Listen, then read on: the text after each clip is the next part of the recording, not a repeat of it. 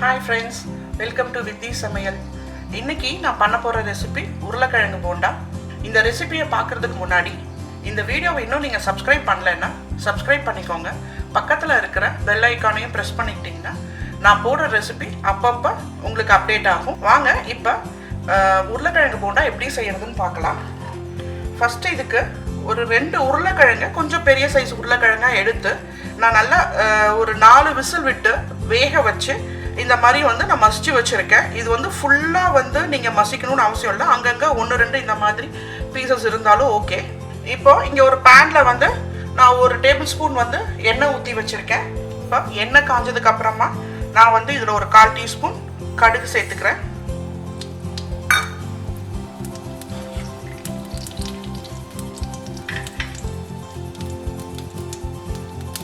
கடுகு பொரிஞ்சதுக்கு அப்புறமா கடலைப்பருப்பு உளுத்தம்பருப்பு சேர்த்துக்கிறேன்.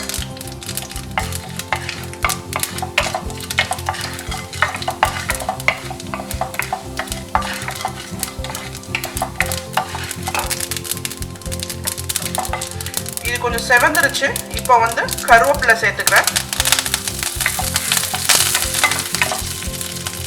பச்சை மிளகா உங்களுக்கு காரத்துக்கு எவ்வளோ தேவையோ நீங்கள் அவ்வளோ பச்சை மிளகா கட் பண்ணி சேர்த்துக்கலாம். இதில்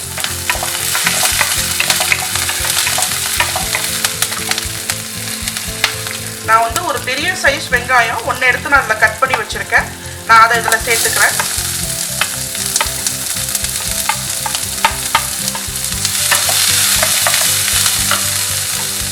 வெங்காயம் கொஞ்சம் டிரான்ஸ்பரண்டாக வந்ததுக்கப்புறம் நான் வந்து இங்கே ஒரு ரொம்ப சின்ன தக்காளியாக ஒன்று எடுத்து வச்சுருக்கேன். நான் அதை இதில் சேர்த்துக்கிறேன். நல்லா அதை ஃபைனாக சாப் பண்ணிவிடுங்க.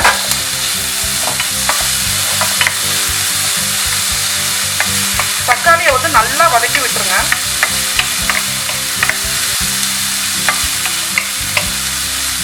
தக்காளி வந்து இதில் ஜாஸ்தி சேர்க்க வேண்டாம், ரொம்ப கம்மியாக இதில் சேர்த்துக்கோங்க. இப்போ இந்த டிஷ்ஷுக்கு தேவையான உப்பை இதில் சேர்த்துக்கிறேன்.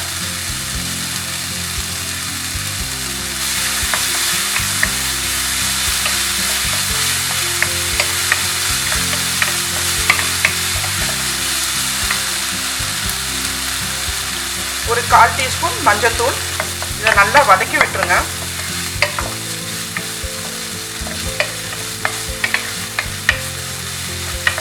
அந்த மஞ்சத்தூளோட ரா ஸ்மெல் போகணும். இப்போ அந்த மஞ்சத்தூளோட ரா ஸ்மெல் போனதுக்கு அப்புறமா இங்கே நம்ம மேஷ் பண்ணி வச்சிருக்கிற உருளைக்கிழங்கை இப்போ நான் அதில் சேர்த்துக்கிறேன்.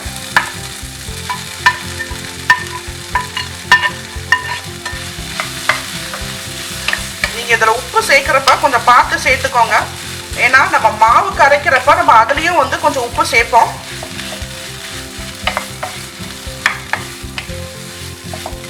இப்போ இந்த உருளைக்கிழங்கு வெங்காயம் இதெல்லாம் பார்த்தீங்கன்னா நல்லா சேர்ந்து வந்துடுச்சு. கொஞ்சம் தனித்தனியாக இருக்கிற மாதிரி இருந்துச்சுன்னா இந்த மாதிரி மசிச்சு விட்டு இதை வந்து நீங்கள் கிளறிக்கோங்க. இப்போ இதெல்லாம் நல்லா மிக்ஸ் ஆகிடுச்சு. இப்போ ஃபைனலாக இதில் நான் இங்கே கொத்தமல்லி கட் பண்ணி வச்சுருக்கேன். நான் அதை இதில் சேர்த்துக்கிறேன். இப்போ கொத்தமல்லியும் சேர்த்து நல்லா கிளறிக்கோங்க. இப்போ உருளைக்கிழங்குக்கு போண்டாக்கான மசால் ரெடி ஆயிடுச்சு. இப்போ இதை வந்து ஒரு தட்டில் டிரான்ஸ்ஃபர் பண்ணிட்டு நல்லா ஆற வச்சுட்டு அதுக்கப்புறமா நீங்கள் உங்களுக்கு விருப்பப்பட்ட சைஸில் நீங்கள் ரவுண்டாக பால்ஸாக வந்து நீங்கள் பிடிச்சிக்கோங்க. இப்போ போண்டாவுக்கு வந்து மாவு கரைச்சிடலாம். இங்கே பார்த்தீங்கன்னா நான் வந்து ஒரு பவுலில் ஒரு கப்பு வந்து கடலை மாவு எடுத்து வச்சுருக்கேன். அதுக்கு ஒரு 2 டேபிள் ஸ்பூன் வந்து நான் இங்கே அரிசி மாவு சேர்த்துக்கிறேன். இந்த மாவுக்கு தேவையான உப்பு கொஞ்சமாக இதுக்கு நான் பெருங்காயத்தூள் சேர்த்துக்கிறேன். நான் ரெட்சில்லி பவுடர் வந்து ஒரு 1/2 ஸ்பூன் சேர்த்துக்கிறேன். உங்களுக்கு காரம் எவ்வளோ தேவையோ, உங்களுக்கு காரம் கம்மியாக இருந்தாலும் நீங்கள் கம்மியாக சேர்த்துக்கலாம். இன்னும் கொஞ்சம் அதிகமாக வேணும்னாலும் நீங்கள் சேர்த்துக்கலாம். நான் இங்கே ஒரு பிஞ்ச் வந்து இதில் பேக்கிங் சோடா சேர்க்க போகிறேன். உங்களுக்கு வேணும்னா நீங்கள் இதை சேர்த்துக்கோங்க, இல்லைன்னா நீங்கள் இதை சேர்க்கணுன்னு அவசியம் இல்லை. இதை எல்லாத்தையும் நல்லா மிக்ஸ் பண்ணி விட்டுருங்க.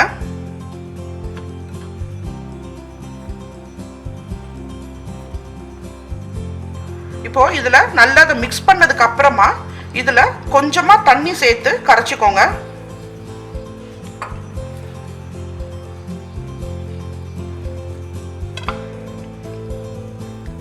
கொஞ்சம் கொஞ்சமாக அதில் தண்ணியை சேர்த்து கரைச்சிக்கோங்க. இப்போது மாவு பார்த்தீங்கன்னா ரொம்ப தண்ணியெல்லாம் கரைச்சிடாதீங்க, கொஞ்சம் திக்காக இருக்கணும்.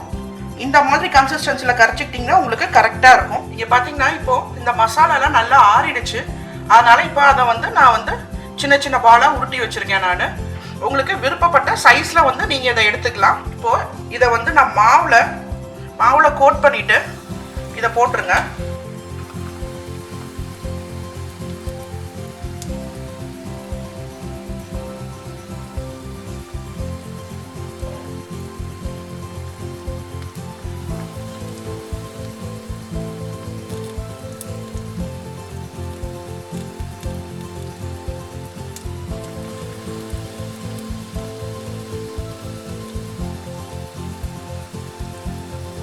இப்போ இதை திருப்பி போட்டுடலாம்.